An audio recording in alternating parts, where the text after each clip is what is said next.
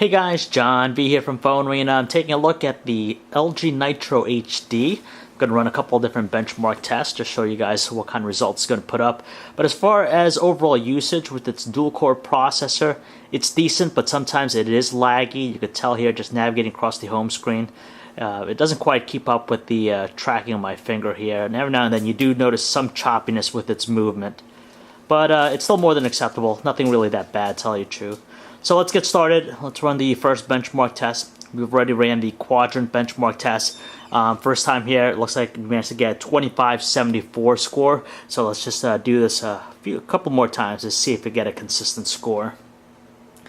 And you'll notice that it does run the test fairly quickly, so you know it's still a fast device, even though it does exhibit some choppiness with its operation. But then again, that could be just attributed to the skin running on top of everything else, the LG Optimus skin with its various widgets and all that fun stuff. Of course, that's going to contribute to maybe some choppiness, but who knows.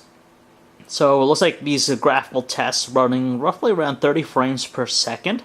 So it's still pretty smooth. It's dropping down, down to even 20 frames per second at times.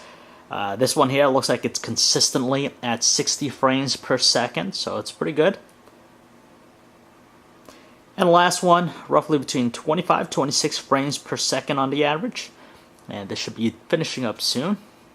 And let's see, the first score we get here is 2520, it looks like. So a fairly consistent score from before. Let's run this one more time, see if we get a same score. So roughly around 2500. Of course, that's nothing stellar, just because we've seen devices like the Galaxy S2 skyrocket, even the Galaxy S2 reaching scores well above 3000 on quadrant. But again, these are just benchmark tests. You really can't go by the scores to get an accurate portrayal of the handset's overall performance. This one here is running around 30 frames per second, it looks like. Jumping down a little bit every now and then, down to 20 frames per second. This one's usually consistent at 60 frames per second, which it is. And the last graphical test here, roughly 30 frames per second, it looks like. And we'll get the last score. So this time, it gives us a score of 2307. Yeah, 2307. So it dropped down a little bit, but it's roughly between the 2000 to 2600 mark from what we've been checking out. So let's quickly show you the Antutu benchmark test we already ran.